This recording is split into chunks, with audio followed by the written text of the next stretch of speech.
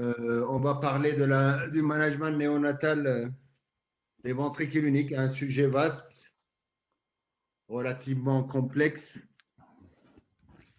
très challenge, particulièrement pour le management péri et post-opératoire.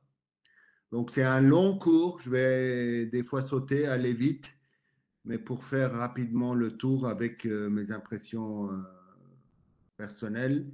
Les diapos sont en anglais, mais vous parlez tous anglais et puis c'est plus pratique pour les termes habituellement utilisés dans la littérature internationale.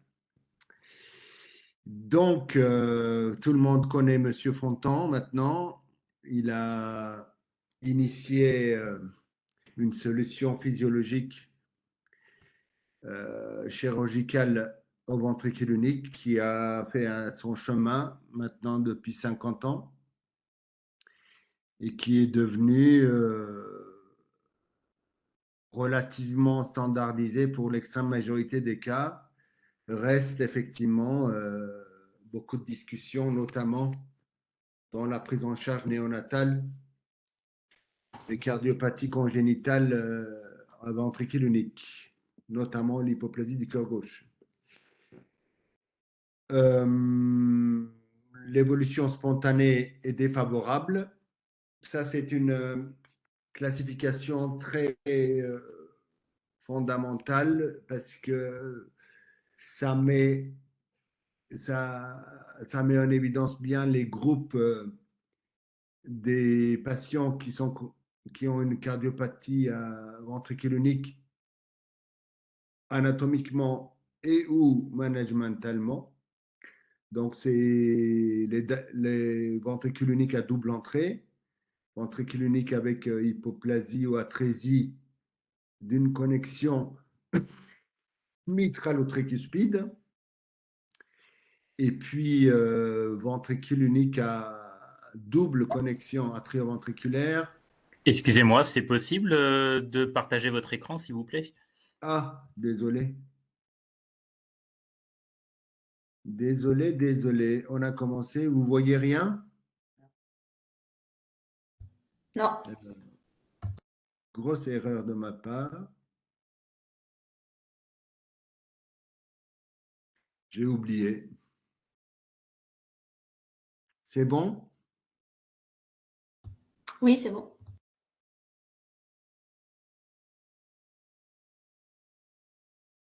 Je reviens. Donc, on a parlé de Monsieur Fontan. La classification des ventricules uniques, comme je l'ai cité, donc double inlet ventricule, atrésie tricuspido-mitrale et groupe 3, c'est unbalanced hypoplasie d'une des deux ventricules ou effectivement des cardiopathies très complexes, genre CIV multiple, double discordance, avec sténose pulmonaire surtout, criss-cross, des choses comme ça, où l'intérêt d'une réparation anatomique reste sujet à caution. Donc, on commence effectivement, pourquoi d'emblée on n'attaque pas le projet Fontan dès la naissance? Parce que tout simplement, c'est la maturation des poumons se fait au-delà de la naissance, c'est-à-dire que les premiers, on va dire, 2 mois, les résistances pulmonaires restent élevées. Au-delà, ça commence à nettement baisser. C'est-à-dire qu'un glen qu'on peut réaliser, et je sais qu'il a été tenté jadis avec beaucoup d'enthousiasme il y a très longtemps chez un petit nourrisson, c'est un nouveau-né, on va dire, même si c'est pas la semaine, c'est 2 semaines, 3 semaines, ne marche pas, ne coule pas, et on se trouve dans des situations très délicates. Nous, on a descendu jusqu'à 2 mois dans l'obligation pour certains malades. Même cela, ça passe à frottement dur avec beaucoup de longues périodes de réanimation curarisée, sédatée, afin que la saturation s'améliore progressivement. Donc, la situation dans la circulation fœtale de ces patients concerne ou une obstruction droite ou gauche qui, avec le canal, est compensée. Cependant, après la naissance, on se trouve devant une euh, situation de débit pulmonaire ou systémique restreint. Également, l'obstacle du retour veineux-pulmonaire, c'est rare, mais peut-être sujet à s'inquiéter, pas forcément par un RVPA et autres, mais rien qu'une CIA, notamment restrictive gauche-droite, parce que, comme vous savez, théoriquement, on ne peut pas avoir de CIA restrictive droite-gauche parce qu'on vit en période fœtale avec une CIA. Il n'y a pas de sang qui passe vers les poumons, même si c'est déjà le cas. J'étais convaincu jadis on n'avait jamais besoin d'élargir une CIA dans une atrésie tricuspide, mais ça existe. C'est extrêmement rare, mais il y a des malades qui bloquent le débit cardiaque par une CIA restrictive sur atrésie tricuspide. Du coup, on se trouve dans le gros équation périnatale qui est avec une augmentation du débit pulmonaire ou pas, une baisse du débit systémique ou pas, relativement rare, mais ça existe, qui est des patients sans obstacle systémique gauche, on va dire, et avec une sténose pulmonaire équilibrée qui puisse passer le cap initial sans qu'on ait à faire quelque chose. Le diagnostic, en grand pourcentage, selon les régions, ça varie, mais c'est fait en prénatal. Bien sûr, en France, on propose l'interruption de grossesse. C'est pour ça qu'on a moins de ventricule unique qu'ailleurs, notamment d'hypoplasie du cœur gauche. Mais il y a des parents qui persistent à poursuivre la grossesse. Donc, on est mené à être aussi compétent que la littérature dans le management de ces patients.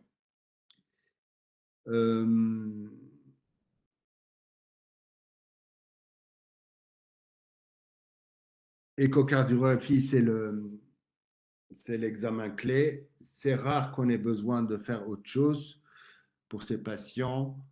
S'il y a des anatomies complexes, notamment de l'aorte, on peut se servir d'un scanner.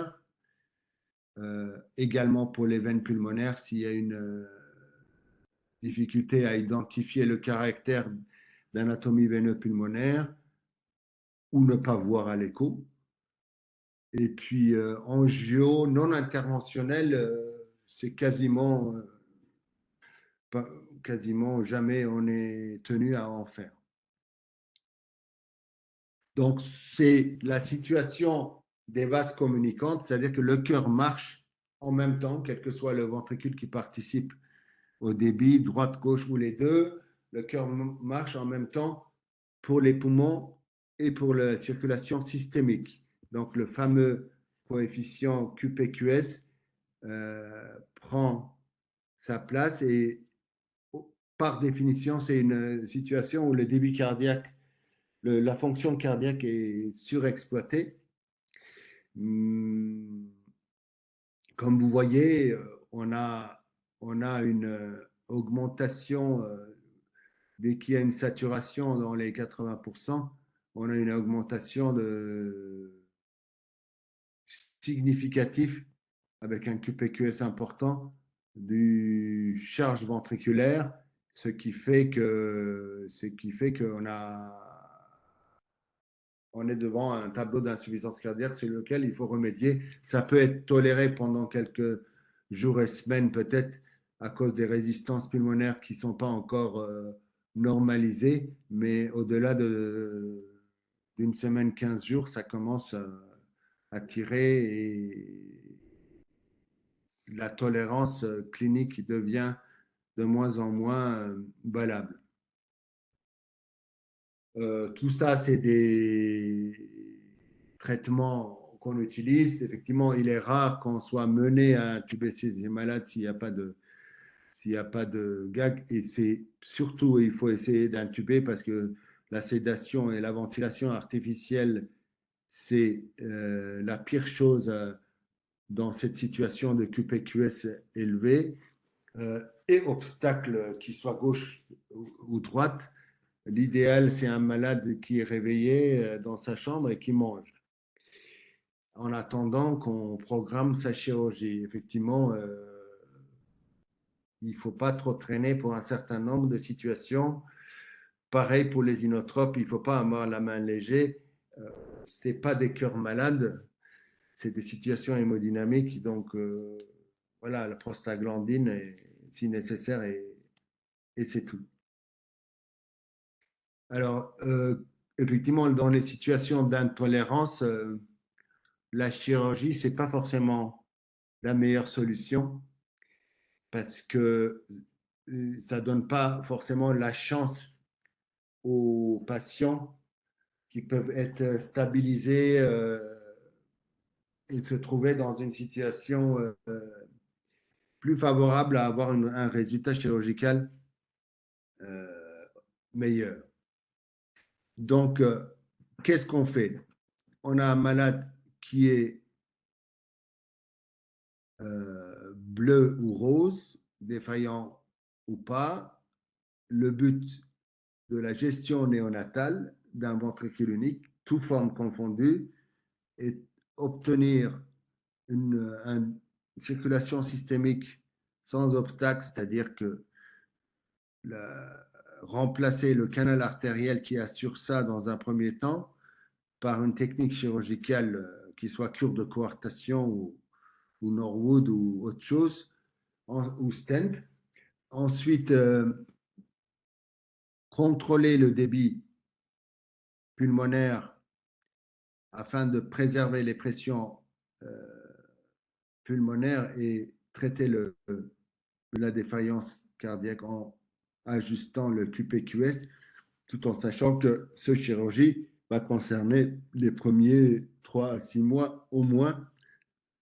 Donc, obligatoirement, la réduction du débit pulmonaire ne peut pas être optimale à la seconde après une palliation néonatale. Et puis élargir la CIA ou s'il y a un RVPA, le traiter. Voilà. Donc, on est en face, il n'y a pas grand-chose en chirurgie finalement. Il y a des techniques variées et différentes, mais on est en face de 3 situations palliatives où on fait un shunt, un blaloc qui peut être stenting du canal, bien entendu. Toutes les chirurgies ventriculo-pulmonaires qu'on peut se proposer dans une biventriculaire comme le Fallow qui peut avoir un stent infundibulaire n'est pas adapté ça. Il faut laisser le ventricule tranquille.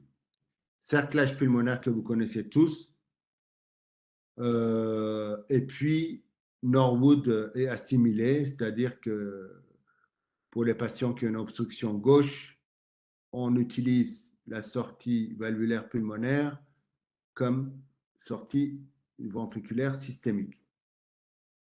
Ensuite, le projet, ça sera le sujet d'un autre cours certainement.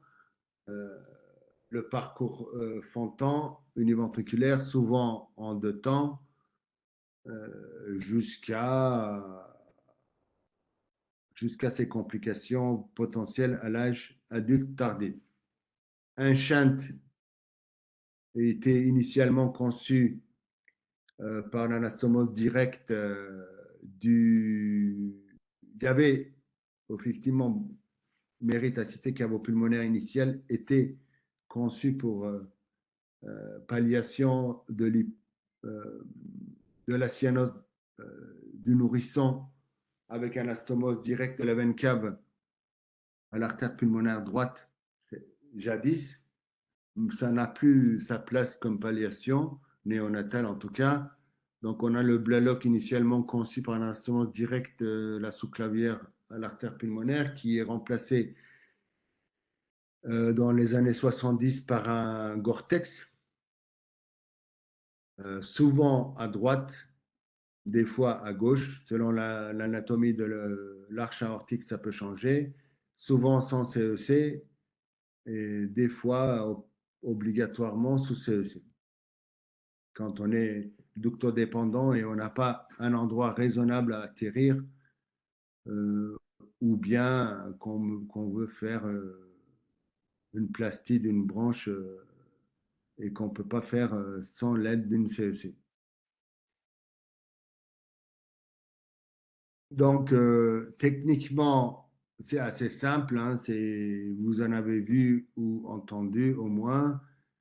On fait un tube en Gore-Tex, souvent 3,5, des fois 3 chez les petits patients ou si la distance est courte, des fois 4 si le patient est costaud et la distance est longue. Entre une artère, un tronc supraaortique, très souvent, ou quasiment toujours, et une artère pulmonaire droite qui soit droite-gauche ou tronc s'il y en a. Quand est-ce qu'il faut faire? Le malade, on suppose qu'il est bleu ou ductodépendant. Donc, si effectivement le canal est claudique, il ne faut pas trop traîner. Il y a un autre problème, c'est, je ne sais pas pourquoi, j'ai l'impression qu'il y a de plus en plus d'entérocolite chez les canaux un peu costauds. Donc, il ne faut pas dépasser idéalement la semaine pour faire un Blaloc chez un patient ductodépendant. Pour le reste, sténose serrée, ça peut attendre un peu plus parce que l'hypoxie est relativement bien tolérée chez un nouveau-né. Au moins, on verra le temps de voir si c'est la bonne intervention à faire et s'il ne peut pas attendre son glen pour ne pas être exposé à une palliation relativement dangereuse. Thoracotomie, sternotomie, c'est une question d'habitude. Sternotomie a un avantage objectif d'avoir une seule incision, mais c'est plus déstabilisant. Faut-il lier le canal? C'est une grande question. On peut le lier, on peut le laisser arrêter la prostine, prendre le risque d'un surcharge des premières heures, le temps que le canal se bouche. C'est pas des sujets,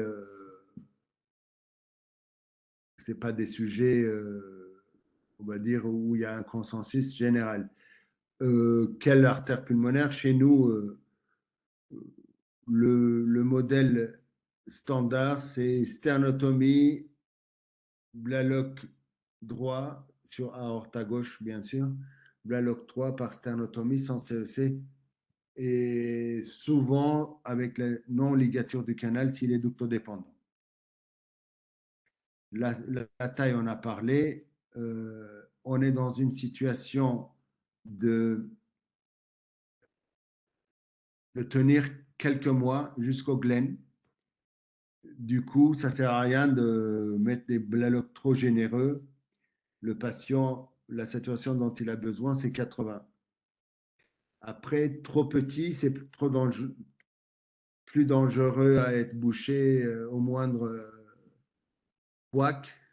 Donc, la fréquence, le diamètre le plus fréquemment usé, c'est 3,5, tout en sachant que ça fait un gros débit parce que ces patients, ils ont des aortes qui font 6 mm, donc c'est quasiment la moitié. Et si les branches pulmonaires sont... Vous pouvez choisir une taille qui soit plus large et réduire un bout proximal ou distal ou mettre un clip qui réduit aussi. Tout ça, c'est de la cuisine locale, mais à savoir qu'un malade trop rose, c'est un malade en danger. Donc, il faut effectivement être vigilant pour la qualité chirurgicale, c'est-à-dire qu'il y a des chirurgiens qui mobilisent, qui crament tous les vaisseaux. Il faut laisser l'artère pulmonaire à sa place et éplucher juste un tout petit peu là où vous allez vous connecter l'adventice et se brancher là. Un vaisseau, c'est un organe viable, donc il a besoin de son adventice, il a besoin de son, et puis s'il est figé à sa position, il ne peut pas se distordre. Nous, on n'observe pas ces distorsions même sur des toutes petites artères. On croit que la distribution est privilégiée du côté du blaloc, mais ce n'est pas toujours le cas. Des fois, l'artère pulmonaire droite sur laquelle on est branché ne grandit pas suffisamment et c'est à gauche que ça grandit plus. Donc, s'il n'y a pas d'obstacle, notamment du côté du canal, il n'y a pas de souci. Par contre, on est dans une situation de surcharge volumétrique, notamment le temps de s'adapter.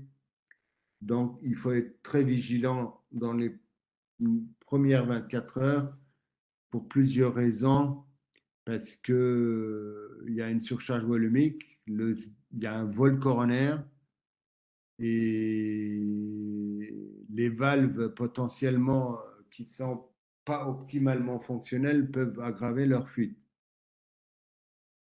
Alors, dans la littérature, la mortalité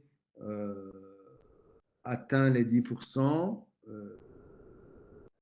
En France, il y a et ailleurs, il y a des endroits qui ont arrêté de faire des shunts pour ces raisons.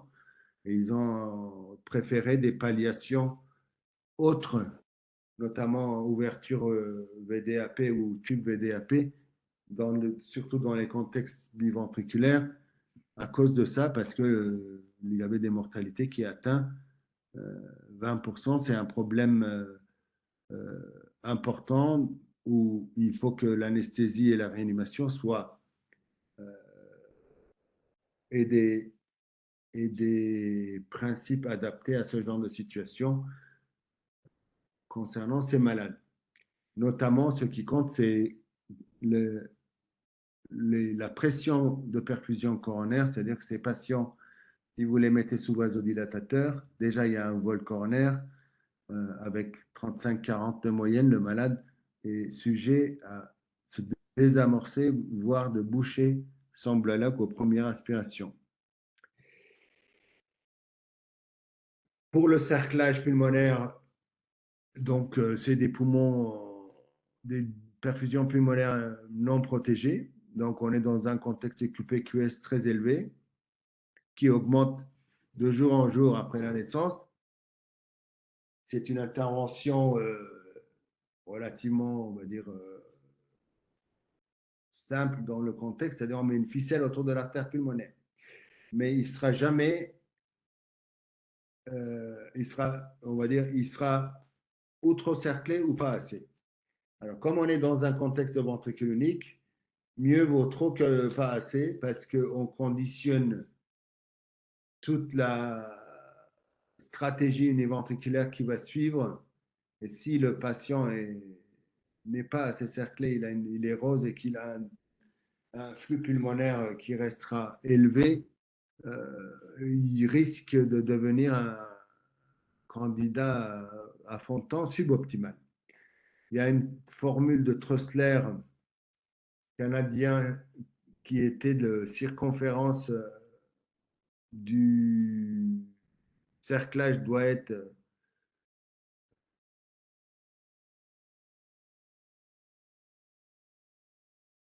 1 mm par kilo plus 24 mm, mais ça, c'est pas applicable en fait, parce que dans ma pratique personnelle, c'est 20 mm plus 1 mm. Je ne sais pas si cette diapo est erronée, mais le vrai formule, c'est 20 mm.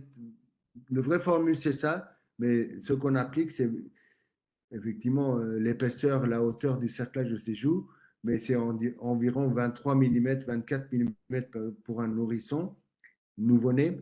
Et encore, on peut être mené à serrer un peu plus si l'artère pulmonaire n'est pas très dilatée. Comme vous savez, le tissu pulmonaire à l'intérieur du cerclage peut être différent sur une artère pulmonaire large ou pas très large. Donc, il faut que le malade baisse sa saturation de façon en position, euh, même thoracotomie, il baisse sa saturation de façon remarquable et qu'on attend un peu pour voir comment ça évolue dans des conditions de remplissage optimales et sédation adaptée. Nous, on fait le cerclage soit par thoracotomie, soit par sternotomie, ça dépend de préférence du chirurgien. Moi, je fais par thoracotomie parce que le projet postérieur n'est pas toujours évident. Et voilà, de toute façon, le patient, il aura une incision de sternotomie à l'avenir. Mais par thoracotomie, j'ai l'impression on est, on peut faire ça très bien et l'ouverture du péricarde est un facteur déstabilisant par sternotomie pour tout malade. Les aspects techniques, donc quand est-ce qu'on cercle? Alors, on a la tendance d'attendre trop longtemps. On nous adresse des ventricules uniques qui vont bien et qui vont être cerclés à 2 mois. Je pense qu'il faut qu'ils soient dans la première mois de vie, même si le patient cliniquement ne le demande pas. Et il faut qu'on le fasse à titre systématique. Il n'y a pas besoin de faire immédiatement au néonatal, mais entre 15 et 30 jours, ça me paraît une bonne fenêtre. La calibration, on en a parlé aussi. Il y en a qui veulent fixer le cerclage sur la paix pour qu'il ne soit pas vicieux. Il y a des cerclages qui ne sont pas fixés. Moi, je fixe quasi jamais, qui sont très bien en place. Et il y a des cerclages fixés qui deviennent vicieux. Ça arrive, mais il n'y a pas de honte à fixer un cerclage euh, autour d'une artère pulmonaire, tout en sachant que le cerclage, notamment quand il attend trop longtemps, peut devenir vicieux, c'est-à-dire peut se déplacer en aval et cercler plus une branche vis-à-vis de l'autre. Il faut bien surveiller ça par les consultations échographiques et ne pas laisser un cerclage devenir vicieux trop longtemps dans un contexte ventricule unique parce que l'hyperdébit d'une branche va condamner ce poumon pour l'avenir. Qu'est-ce qui se passe après le cerclage? Du coup, le contraire de Blalock, c'est-à-dire qu'il n'y a pas de surcharge volumique, mais il y a une augmentation des résistances en face du ventricule et sans forcément altérer le débit coronaire. Mais surtout quand il est fait là, tardif et qu'il est bien serré, ça peut aboutir à une période d'adaptation relativement fragile. Quoi qu'on dise, il y a une mortalité annoncée, mais comparé au Blalock, la mortalité d'un cerclage, il est quand même beaucoup moins important. C'est une intervention qu'on fait rarement parce qu'on n'a pas beaucoup de ventricules uniques déjà. Et tous les cardiopathies sont en général réparées relativement tôt, à part des situations comme CIV multiple ou cardiopathie trop complexes où ils ont des cerclages. Il faut aussi être vigilant quand on cercle un patient parce que les résistances changeant côté pulmonaire, on peut démasquer un obstacle gauche. En tout cas, la définition préopératoire de la cerclabilité d'un patient, exemple, atrésie tricuspide, vaisseau transposé, l'aorte sortant d'un petit ventricule droit via une CIV, doit être pris pas par les pressions, mais par les diamètres du foramen bulboventriculaire, c'est-à-dire du passage ventricule gauche aorte, parce que le gradient, il n'y sera pas avant le cerclage, il peut apparaître après. Après, l'alternative étant une palliation sous CEC, on peut se permettre de prendre le risque modéré et surveiller jusqu'au deuxième temps où il aura son damus qui est quand même plus lourd qu'une Norwood néonatale. Et à savoir qu'un cerclage augmentant les résistances muscle le ventricule et en musclant, le patient grandit mais pas sa CIV. Donc, l'obstacle évoluera dans le temps. Ça peut aller même très vite et on peut être bouché des deux côtés, étant dans des situations de semi-urgence pour effectuer la chirurgie du deuxième temps, qui peut être aussi une première temps, c'est-à-dire un cerclage mal toléré qui se trouve 15 jours après dans un besoin de Norwood. Effectivement, il y a l'obstruction de l'arche. Dans un cerclage, on lit le canal. Il peut y avoir la coartation, s'il y a, on le traite bien sûr, mais s'il n'y a pas de coartation, il faut aussi surveiller son développement dans les semaines à venir pour ne pas se trouver devant une obstruction de l'arche aortique qui est dans un ventricule unique beaucoup moins toléré que dans une cœur classique. On est arrivé à hypoplasie du cœur gauche. On parle plus qu'on en fait, parce que nous, on en fait 5 à 10 par an, ce qui est beaucoup pour la France.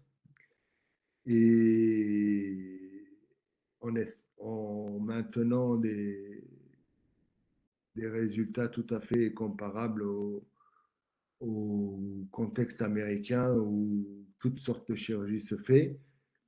On fait, on fait toutes les techniques qui sont décrites qu'on va décrire là, selon la situation clinique et anatomique du patient.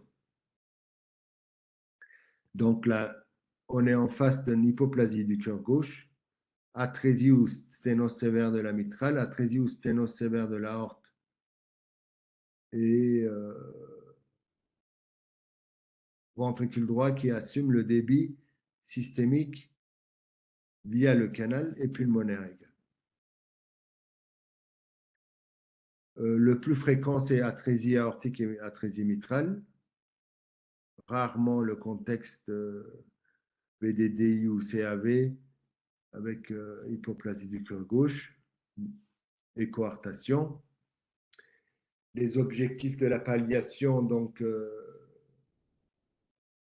c'est d'obtenir de remplacer le canal artérien par une organisation qui fait que le ventricule droit soit connecté à l'artère pulmonaire et que la régulation du débit pulmonaire soit assumée par un Blalock ou conduit VDAP dans ce contexte qui est l'exception de la palliation, mais de toute façon, ça se fait sous CEC et la fragilité du Blalock a poussé certains auteurs à revenir au Norwood d'antan parce que le premier Norwood fait par Norwood était fait avec un tube en dacron de 12 mm qui était réduit sur son origine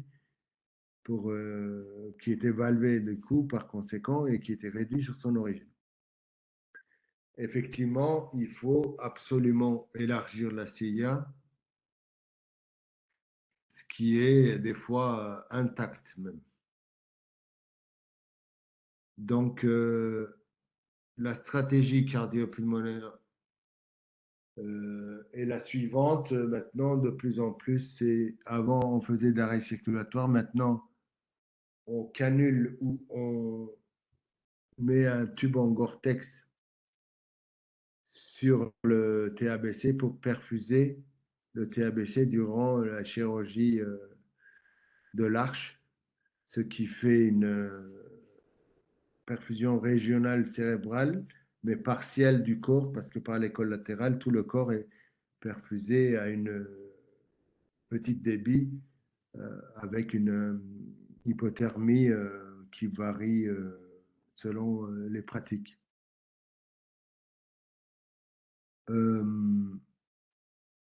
On peut, s'il y a une vraie coartation, on peut être mené, ou interruption, on peut être mené à effectuer une double cannulation, du moins jusqu'à refroidir un peu le bas du corps, faire le geste qui se suit en amont et ensuite réparer l'arche. Voilà un protocole de management périopératoire pour la perfusion cérébrale. Euh,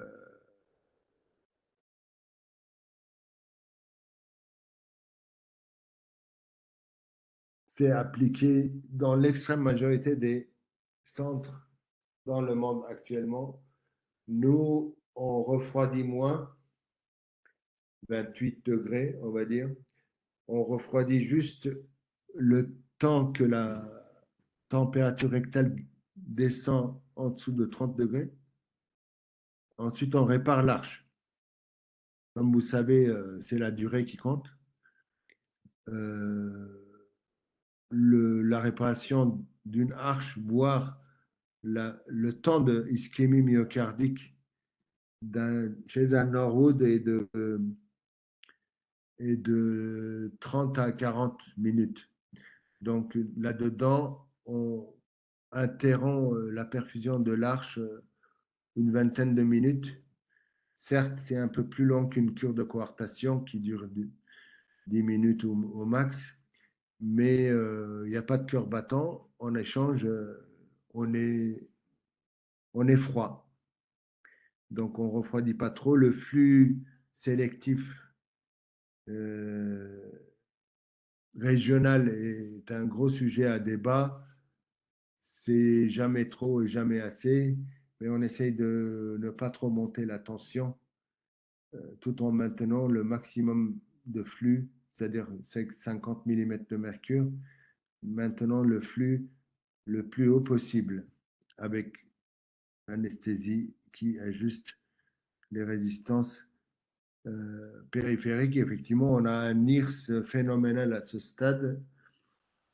En tout cas, il n'est jamais en dessous de NIRS basal, souvent au-dessus, grâce au surdebit probablement et aussi à l'hypothermie. Beaucoup de, beaucoup de temps opératoires peuvent être faits dans une atrésie aortique sans clampage aortique. Le premier, c'est l'élargissement, une résection du cloison interauriculaire. Il faut que ça soit fait chez tout le monde, même s'il est étiqueté CIA large. On enlève tout ce qu'on peut enlever, voire à sortir du cœur et recolmater parce qu'il faut que cette CIA soit sans le moindre obstruction. C'est un facteur pronostic majeur. Ensuite, un petit élément, effectivement, il y a l'hypoplasie du cœur gauche avec CIA intact. C'est un gros facteur de risque périopératoire. Comme vous constatez ici, la mortalité est phénoménale dans ce contexte. Pour cette raison, il a été suggéré l'intervention fœtale dans ce contexte qui avait beaucoup d'enthousiasme au début, mais qui ne s'est pas démocratisé depuis à cause des aléas qui sont pas qui sont liés à la procédure relativement agressive dans ce contexte. Ensuite, on a élargi la CIA. On est toujours sous CEC, comme vous voyez. Le canal est lié. On coupe l'artère pulmonaire au-dessus des sinus de Valsalva. On obture le moignon distal.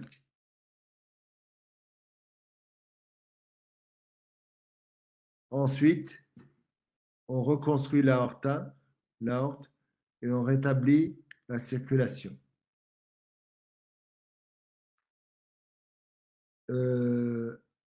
L'aorte peut être construite par plusieurs techniques. Le patient peut avoir une coartation ou pas. Et tout ça, c'est des cuisines, mais c'est un peu résumé ici. Vous voyez, là, il a branché le tronc pulmonaire sur le B, il a branché le nerf aorte en terminolatéral sur l'artère pulmonaire. Ça, c'est le A, c'est la technique que j'utilise habituellement. C'est-à-dire qu'on fait une anastomose côte à côte de l'aorte ascendante microscopique par définition et du tronc pulmonaire et on élargit le tout par un patch. Il y en a qui mettent directement le tronc pulmonaire sur l'aorte et en laissant l'aorte ascendante comme elle est. Voilà la technique. Donc on fait un... Là, il n'y a pas de coartation, comme vous le voyez. Donc on fait une anastomose, je ne sais pas si vous voyez ma souris, une anastomose avec une petite encoche côte à côte AP aorte ascendante et on élargit le tout par le patch. Homogreffe, c'est l'idéal. Tout le reste, où il saigne plus, où il se tord, où il se calcifie ultérieurement. L'idéal, c'est le patch d'homogreffe pulmonaire. Il n'y a pas besoin de beaucoup, 2 fois 3 cm, c'est suffisant. Ici, effectivement, s'il y a l'hypoplasie de l'arche ou une coartation, vaut mieux réséquer la coartation, faire une anastomose des 2 tiers postérieurs et élargir le tout par un patch tomographe. Ça a aussi l'avantage que le patch tomographe soit plus court, donc sujet à moins de distorsion dans ce contexte, parce que ça rapproche la crosse aortique de l'aorte ascendante, de l'aorte ascendante de l'aorte ascendante. Et ça fait réséquer tout le tissu ductal. Théoriquement, c'est le risque de, comment on dirait, le risque de recoartation s'amoindrit.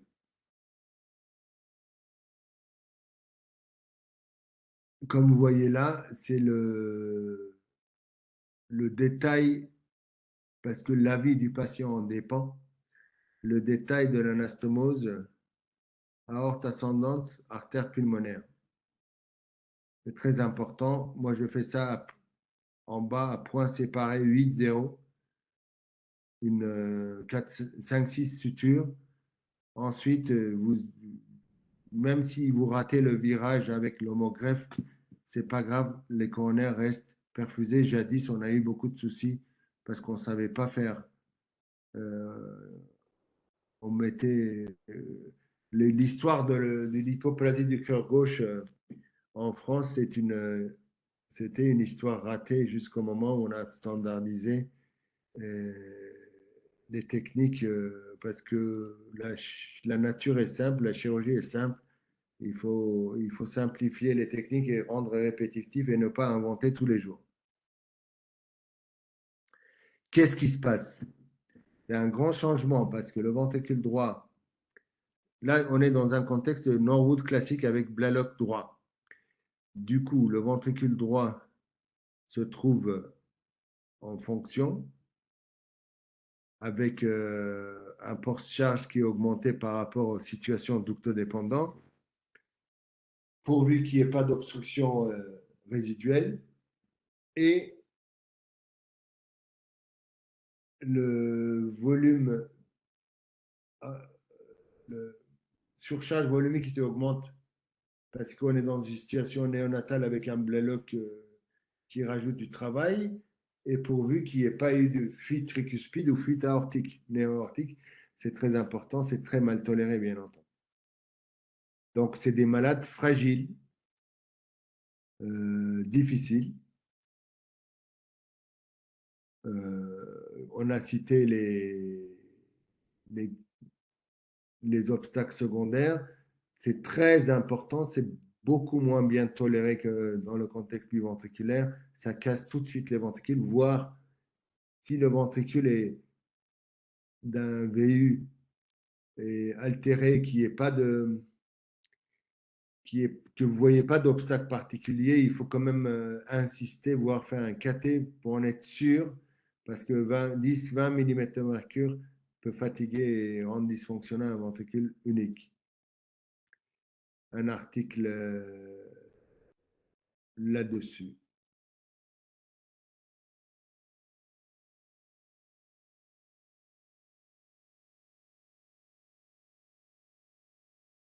Du coup, comme on connaît les difficultés liées à la circulation de Shant, de Blalock, un chirurgien japonais a suggéré de faire ça avec un tube VDAP, un peu plus grand, mais du coup, il n'y a pas de flux pulmonaire transaortique, donc il n'y a pas de concurrence avec le débit des coronaires. Et il n'y a pas de vol diastolique. C'est ce qui a permis plus de confort, certainement, du moins au réanimateur, parce que pour la chirurgie, ça ne change rien, c'est voire un peu plus délicat. Il a certains désavantages, mais le Sano, modification Sano, reste une bonne alternative. Le désavantage, c'est le ventriculotomie. On a développé des techniques pour le rendre le moins grand possible, en sachant que c'est un endroit, c'est l'infundibulum du ventricule droit qui participe relativement moins à la fonction et qui ne va pas grandir avec le temps. Donc, il va y avoir une petite pêche à terme infundibulaire sur le fronton avec ventricule droit systémique. Mais il y a d'autres avantages ou désavantages aussi. Euh, Parce que c'est beaucoup plus stable en post-opératoire. On n'a pas les aléas du bléloc. Donc, beaucoup de gens,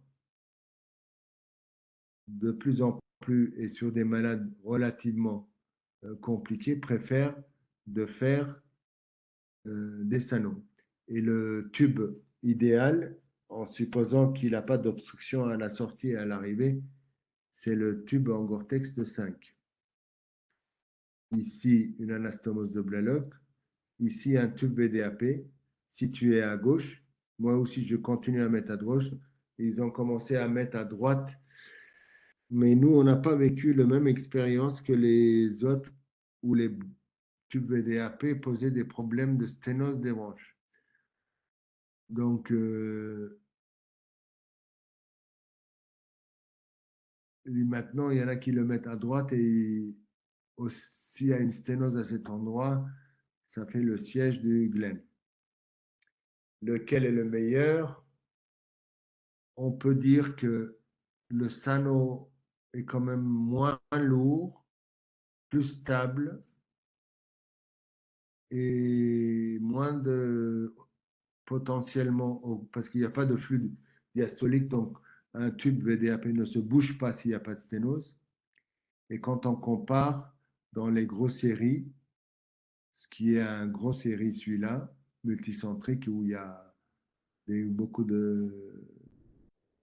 d'endroits qui ont participé, 500 malades, Et le Sano a des meilleurs résultats dans les débuts du moins, et ça poursuit dans les suites, ça ne s'améliore pas. Pareil, euh, il est meilleur, à part, on va dire, à part certaines situations où les chirurgiens est très expérimenté, où il y a une fuite, je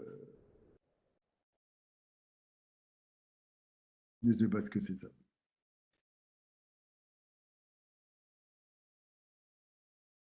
Une autre étude, il y a meilleur résultat, mais on revient plus, comme je vous ai cité, au caté interventionnel parce que il y a cette situation où la bifurcation est figée. Mais moi, je pense que déjà, euh, c'est sûr qu'un Blalock fait plus grossir les branches, il n'y a pas de secret, mais il n'y a pas de raison que cette anatomie soit standardisée, le Sano soit condamné avec une anatomie comme ça. Je vais aller vite parce qu'on est dépassé notre temps. Il y a le hybride. Idée de M. Schranz, en retraite maintenant, de Gießen en Allemagne. Vu les difficultés du management néonatal, qu'il soit Norwood ou Sano, ils ont sorti l'hybride, c'est-à-dire consistant à reporter la chirurgie lourde plus tard, mettant un stent dans le canal et cerclant les branches pulmonaires. C'est très justifié pour certains malades à très haut risque. Eux, ils ont fait une série qui n'est pas malheureusement reproductive parce que quand on a euh, comparé ce que font les autres, c'est-à-dire que la la société des chirurgiens cardio-congénitales américaines, on voit que le Sano reste supérieur parce que les aléas du hybride, les échecs, les échecs de stenting, la coartation rétrograde, il y a plein de situations suboptimales. Donc, ce que nous, on coupe la poire en deux et on fait chez des malades à haut risque, c'est des petits poids, fuite valvulaire, celui qui a fait l'entérocolite, des choses comme ça. On sac les branches, on garde la prostine pendant 2, 3 semaines et on fait le Norwood ou Sano plus tard. Voilà, je ne vais pas trop insister sur ça. Donc, voilà notre conclusion. Le hybride, il est effectif, qu'il soit avec stent ou pas. Pour le high risk patient, effectivement, petit poids, CIA restrictif qu'on peut stenter aussi, mal toléré, et pour une raison où on ne peut pas faire la CEC, hémorragie cérébrale, entérocolite ou autre, fuite valvulaire, ça peut se rajouter aussi, de la valve tricuspide. L'hybride a sa place, mais pour le reste, dans notre expérience, on n'a pas une supériorité. Voilà, je finis ma présentation ici et je suis prêt à écouter vos questions, à répondre à vos questions.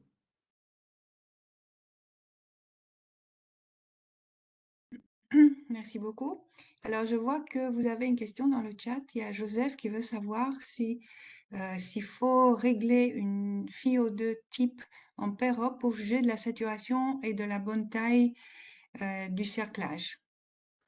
Je, avant, on croyait beaucoup à ça. C'était une excitation, ventiler à l'air, tout ça. Moi, je pense que c'est pas ça qui change beaucoup. Vous ventilez, voilà, c'est pas la peine de mettre 100%, mais c'est pas parce que tu vas mettre 50 ou 20, ça va changer quelque chose. Parce que le malade, il est rose aussi. Il faut pas oublier. Si tu le baisses à 70%, il y a aussi des conséquences pour le myocarde. En tout cas, pas de CO2, jamais. J'aime pas ça et ça, c'est vasoplégiant, c'est dangereux. Pas titiller, à hypoventiler, augmenter le CO2, tout ça, on n'a pas. C'est des choses qui sont juste sur papier, mais pas sur les malades. Le truc, c'est il faut pas shooter le malade à mort, ce qui permet qu'il ait une réactivité pulmonaire et qui ajuste un peu le flux pulmonaire. Il n'y aura pas d'HTAP, prise d'HTAP, même s'il y a, on s'en fiche. Voilà, le Blaloc, s'il y a un Blaloc, effectivement, il y a un risque d'obstruction au réveil s'il n'est pas aspiriné, s'il a une hématocrite très élevée, s'il a une tension basse. Mais dans le contexte de Sano, s'il, voilà, il baissera sa saturation et puis après il le montrera. De toute façon, dans le contexte de Sano, la saturation artérielle témoigne aussi du débit cardiaque. C'est-à-dire que si vous avez un Sano qui sort, il est à 70%, réa ventilé bien, ne vous inquiétez pas, laissez-le comme ça tant qu'il n'est pas acide, il va monter sa saturation avec l'amélioration du débit cardiaque.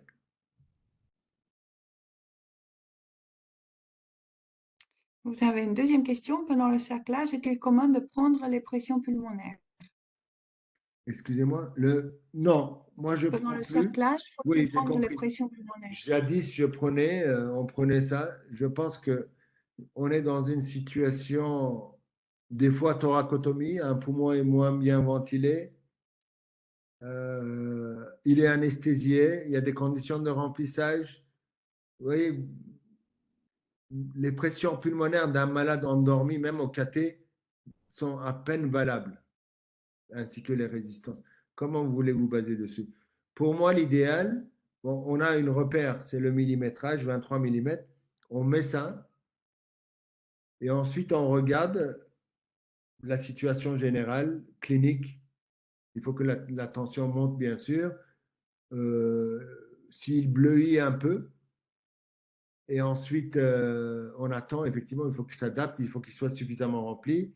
Et aussi, on regarde macroscopiquement l'artère pulmonaire parce que on sait, on est à la recherche d'une montre de sable, d'un sablier, qui est une image. Vous voyez, quand il y a une angiographie et vous dites, ah, il est bien ce cerclage, voilà, il faut créer ça en PEROP. Vous êtes devant l'AP. Donc, il faut faire le millimétrage, éventuellement rajouter un clip pour le réduire s'il reste trop rose, et puis vous pouvez ajuster après en enlevant, en rajoutant des clips, mais pas de pression. Super.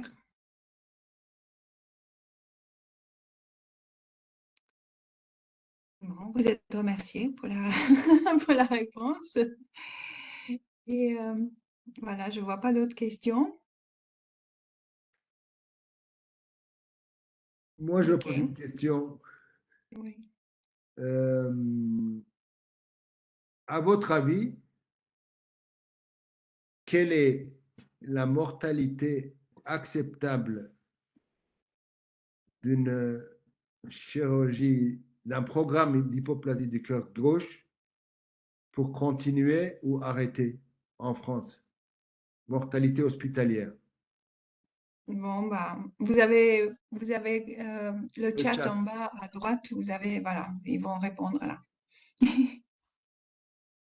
Oser. 25% à 10 ans? Non, non, je parle hospitalière. Mm. C'est-à-dire l'hypoplasie, diagnostic prénatal, il vient il a sa palliation néonatale, quelle que soit la technique, et il sort.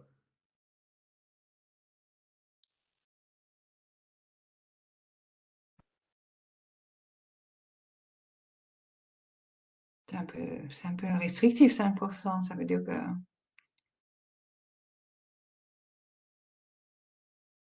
5%, même les Blalock, ils ont arrêter. 5%.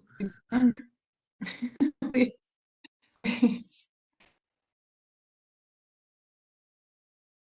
Vous êtes exigeant, je vous remercie. Parce que vous avez fermé quasi tous les services de chirurgie cardiaque pour cette affaire. Ça nous arrange. Merci beaucoup. Merci à vous. Moi, je dirais 15%, c'est bien. Après, dans la durée, effectivement, tu peux avoir. Nous, on avait 40 malades, un décès, et puis il y a eu 2 qui sont morts pour des causes qui sont pas forcément liées à la procédure, parce que c'est quand même des chirurgies néonatales. Je pense que, voilà, 1 sur 5, 1 sur 6, 1 sur 10, entre 1 sur 5 et 1 sur 10, c'est raisonnable dans la globalité. Au-delà, effectivement, il faut se poser des questions. Merci, bonne journée. Merci beaucoup à vous. Au revoir. Bonne journée également. Ok, alors je vais